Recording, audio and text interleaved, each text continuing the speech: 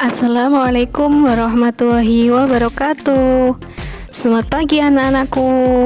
Baik, untuk pertemuan kali ini kita akan belajar tema kedua, subtema 1 untuk muatan pembelajaran Bahasa Indonesia IPS dan juga SBDP. Nah, kemarin anak-anak sudah menemukan informasi dalam bentuk peta pikiran dan juga untuk materi SBDP anak-anak sudah belajar tentang tinggi rendahnya nada. Nah, akan kita lanjutkan untuk materi pada pertemuan kali ini yaitu tentang menceritakan informasi berdasarkan gambar yang diamati.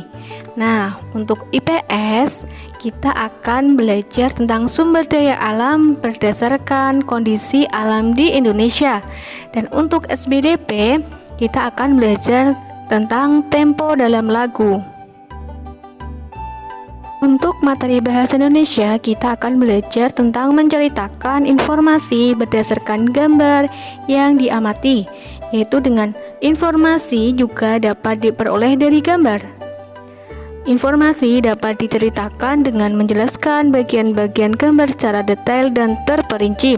Sampaikan juga gagasan pokok sesuai gambar. Perhatikan gambar berikut, bacalah informasi yang dapat diperoleh dari gambar tersebut. Ada gambar yaitu mengisi bahan bakar. Minyak bumi dapat dimanfaatkan untuk bahan bakar kendaraan bermotor. Nah, perhatikan gambar berikut ini. Tulislah informasi yang dapat anak-anak peroleh dari gambar tersebut.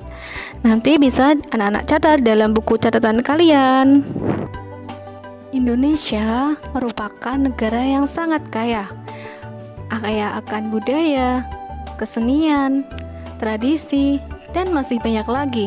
Sumber daya alam di Indonesia juga sangat kaya.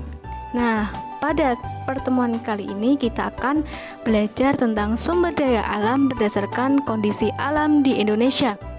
Sumber daya alam di Indonesia tersebar di seluruh pelosok tanah air. Setiap pulau memiliki sumber daya alam yang tidak sama satu dengan yang lain. Hal tersebut disebabkan perbedaan kondisi alam. Berikut persebaran sumber daya alam berdasarkan kondisi alam di Indonesia.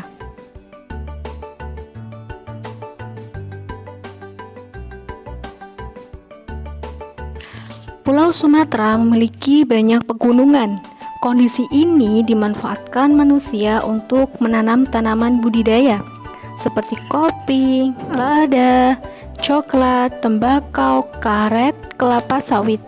Pulau Sumatera kaya dengan hasil tambang seperti minyak bumi, batu bara, dan timah. Kelapa sawit dimanfaatkan untuk bahan baku pembuatan minyak goreng, minyak bumi, dan batu bara dimanfaatkan untuk bahan bakar. Sekarang kita menuju ke Pulau Jawa. Pulau Jawa memiliki pegunungan, dataran tinggi, dataran rendah, dan pantai. Daerah pegunungan dan dataran tinggi merupakan tanah perkebunan teh, kopi, dan kina. Dataran rendah Pulau Jawa merupakan lahan persawahan yang tersubur di Indonesia.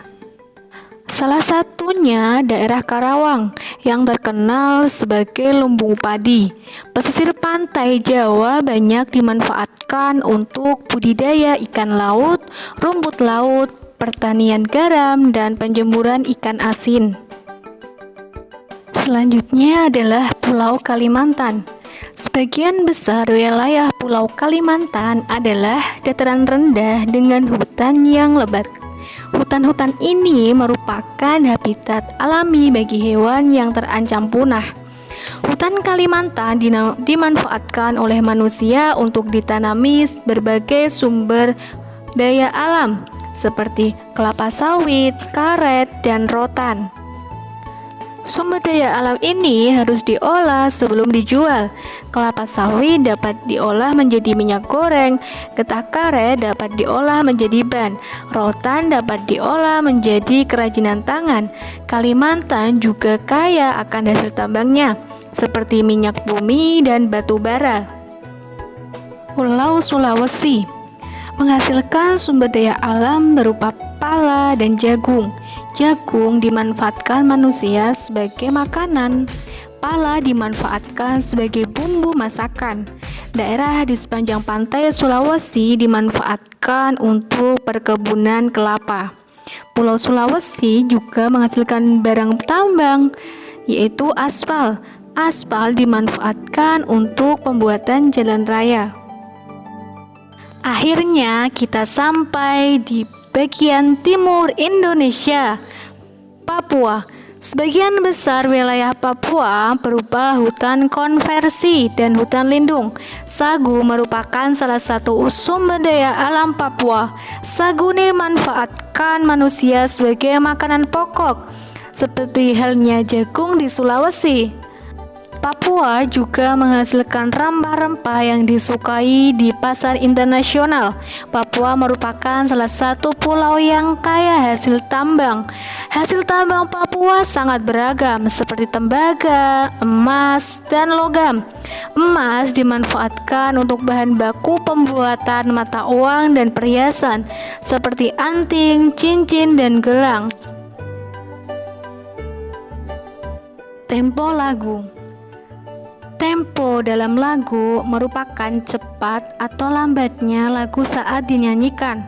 Tanda tempo berada di sebelah kiri atas dalam lagu. Secara umum, tanda tempo terdiri atas tempo lambat, sedang, dan cepat. Tempo lagu berhubungan dengan syair lagunya. Lagu bertempo cepat biasanya menunjukkan suasana gembira dan memacu semangat.